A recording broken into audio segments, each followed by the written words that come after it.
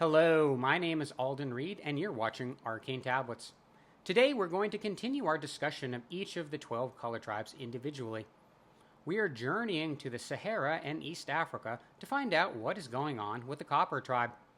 And if you're not familiar with color tribes, I recommend that you watch some of my introductory videos. I have several of them up on my various channels and platforms.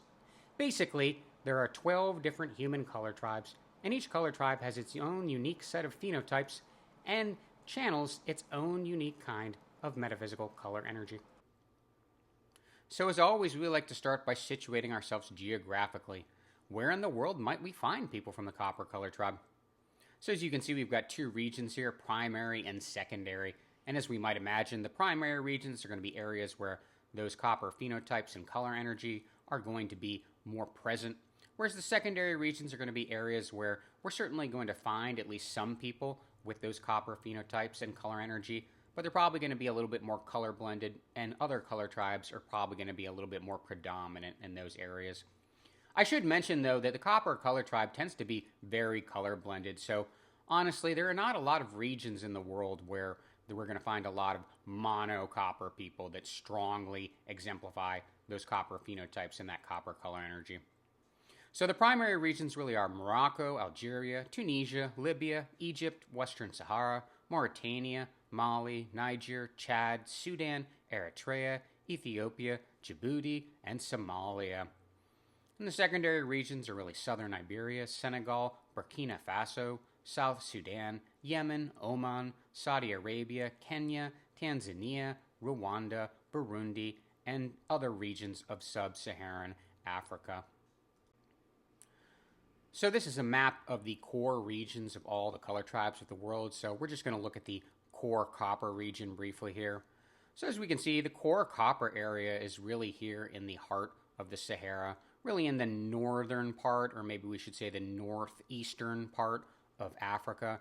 But it very much extends down into the Horn of Africa and is definitely very strong, especially in northern Ethiopia and Eritrea here, and in northern Sudan and southern Egypt, and then running through Libya and Algeria and all the way to the Atlantic coast here. And then, of course, down in Mauritania and Mali and Niger and Chad. There's certainly going to be a good amount of mono copper people here. Although even most of these regions are often fairly color blended. There's a decent amount of gold people and bronze people and indigo people. And we'll look at the greater copper region now. So now we have a map of the greater copper region. And again, the core area is going to be here in the Sahara and extending down into East Africa, but definitely extending all the way down into the Sahel. It's really sort of this jungle line here where there's going to be sort of a drop off, and there's going to be a lot more indigo people, of course. The indigo people are really centered mostly in sub-Saharan Africa, right? And then extending down a little bit deeper into East Africa, down into Kenya and Tanzania, there's still going to be some copper phenotypes and copper color energy. The copper phenotypes and color energy tends to be more in these sort of either desert or savanna or mountain zones, where these tropical equatorial zones tend to be a lot more exclusively indigo. Although, again, certainly there's plenty of indigo people all throughout most of Africa, really only dropping off a little bit more when we get to the North African coast. But we'll talk about the indigo tribe in the future again. So, of course, the copper color energy is still going to be pretty strong in areas like Somalia, and very much in Yemen, and even in Oman as well, and along the coast, the Red Sea coast of Saudi Arabia, and even a little bit into southern Jordan. And certainly the copper color energy goes all the way up to the North African coast, and you'll find plenty of copper people and those copper phenotypes all throughout the Mediterranean North African coast. And there'll even be a little bit in southern Europe, and perhaps a little bit in Sicily, and a little bit in southern Iberia. It's going to be pretty weak here, but it probably will still be a little bit present. And then, of course, very much down the Atlantic coast here, again, all the way down to the equatorial sort of line where the copper energy drops off pretty strong as soon as the Sahel turns into more of this jungle area, right? And, of course, it's important to remember that this is sort of looking at the copper color tribe about 400 or 500 years ago. Naturally, since then, there's been a lot of other migrations. Of course, A certain amount of copper people were forcibly migrated to the Americas after the Columbian Exchange, but more recently, a decent amount of copper people have also migrated to other parts of Europe and also to other parts of the Middle East. So there are actually two kinds of melanin that influence human phenotypes: eumelanin and pheomelanin. Eumelanin is a darker pigment that comes in shades of brown and black, and people from tropical regions usually have a lot of eumelanin in their skin, eyes, and hair. Conversely, people from temperate regions usually have much less eumelanin in their skin, and often less in their eyes and hair as well. Pheomelanin is a lighter pigment that comes in shades of red and yellow, so tribes which represent a color that includes red and or yellow do indeed have subtle red and or yellow hues and undertones in their skin. The key point here is that there is no blue pheomelanin, and as a result, tribes that represent a color that includes blue don't have skin colors with similar subtle blue hues or undertones. Instead, these tribes signal their color alignment with other phenotypes like lighter hair and eye colors, especially blue eyes. So most of the people that we're going to be looking at today would be described as monocopper, which means that they fairly strongly represent those copper phenotypes. Now, because there's been a lot of color blending in Africa, in recent times especially, a lot of these people are actually going to be from the highland regions of Ethiopia and Eritrea, and those are areas that have preserved that ancient monocopper phenotype very well.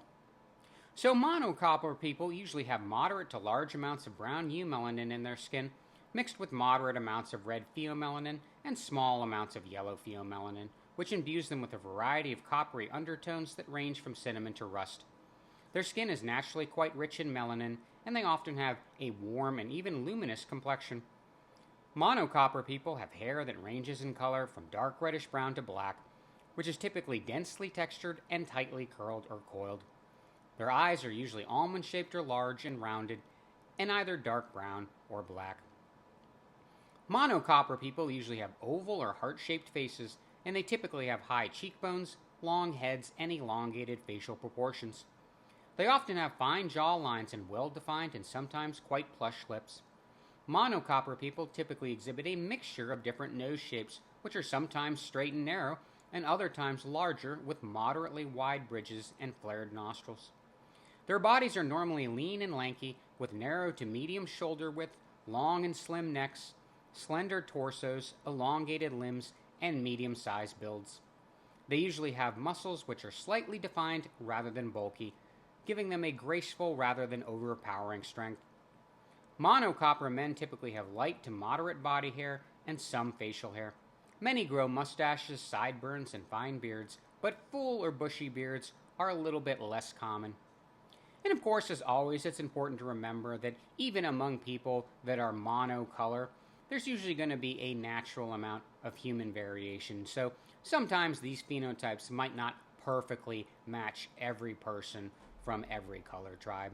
And again, sometimes that is because of color blending, but other times it just has to do with natural human variation. So before we continue, we need to talk about universal energy signatures and metaphysical correspondences. In basic terms, UES are raw, primal energetic forces that imbue many different things and categories within reality, especially key metaphysical systems like astrology, archetypes, chakras, and color tribes. As a result, specific units or attributes from each of these metaphysical systems, like Gemini, the Performer, the Sacral Chakra, and Copper, share natural corresponding relationships with the other attributes imbued by the same UES. Energy signatures also imbue each color tribe with gender, quality, and elemental energies. By studying each color tribe's aspects and corresponding attributes, we can learn about their unique metaphysical color energy. In truth, all human beings are meant to represent a color from the visible light spectrum. Using these color terms helps us more accurately describe human phenotypes, but they also help us understand each tribe's metaphysical color energy as well. Color energy strongly influences the creation of cultures, ethnic groups, and nationalities. So although each of these metaphysical systems are imbued by the same set of primal universal energy signatures, each of them has a primary sphere of influence where they tend to be more predominant. Astrology primarily influences our core personality, basic approach towards life, and fundamental sense of individual being. It governs our inner or emotional lives and core personal relationships with family, friends, lovers, and co-workers. It is the most complex of the spiritual sciences and the most attuned to who we are as multifaceted individual beings. Color energy primarily influences our cultural values, our attitudes towards governance, and the formation of social systems. It also gives people a specific color comportment or way of carrying and conducting themselves in public. Naturally, color-blended people have a more diverse color-blended color energy. Archetypes primarily influence our professional life or the main reason, purpose, or goal behind our current incarnation. Primary archetypes define our core profession or purpose, while secondary archetypes modulate this primary energy. In essence, primary and secondary archetypes combine to make 144 unique sub-archetypes. So to be clear, these spheres of influence are not mutually exclusive, and to a certain extent, these UES-imbued metaphysical attributes are layered on top of each other and do create a cumulative stacking effect. Nevertheless, each system does tend to predominate in these different spheres. So now let's go over the Copper Tribe's aspects and corresponding metaphysical attributes to help us get a better idea of what Copper color energy is like. The Copper Tribe is a masculine, mutable air tribe, and they are aligned with the sacral chakra, the astrological sign Gemini, and the number 3. They are also aligned with the performer archetype, which is very similar to the archetypal energy of the brother, the bard, the poet, and the actor. The core essence of these archetypes is creativity. Mono copper color features are thoroughly saturated with metaphysical copper color energy. Their bodies and physique perfectly symbolize copper's masculine, mutable, and air aspects, while also naturally synchronizing with copper's corresponding attributes, Gemini, the performer, and the sacral chakra. Mono copper people have warm and radiant skin tones, as if glazed, baked, and dried in the open air. They have a warm and inviting physical presence, and their facial expressions usually convey curiosity, thoughtfulness, and charisma. Their slender bodies, long limbs, and natural agility give their movements a graceful and fluid momentum. Like the desert wind, they stride and dance with a natural rhythm across the endless expanse of savanna and sand. Their bodies express a versatile Gemini duality, with faces that are narrow but strong, and limbs that are long, but torsos which are compact. Their gaze is light and easygoing, while also simultaneously being thoroughly captivating and often quite theatrical and dramatic. Copper features are poised, refined, and elegant, with smooth and effortless motions and animated gesticulations which are naturally suited for oratory, storytelling, music, and ceremony. Their bodies are perfectly designed for emotional expressiveness and deep sensory engagement with the world. The Copper Tribe is the third oldest color tribe, and as we have discussed, due to the extensive color blending with the gold, bronze, and indigo tribes, there are far fewer mono-copper people in Africa in modern times. And there are virtually no examples of contemporary mono-copper cultures, social systems, and governments. Really, Eritrea and Ethiopia would be the closest, although certainly there are many indigo and even some gold and bronze people who live in those countries as well. Long ago, the Copper Tribe was predominant in most of Africa and Western Eurasia, and during the times of the ancient megalithic civilization, the Copper Tribe inherited the spiritual wisdom and organic technology of Atlantis.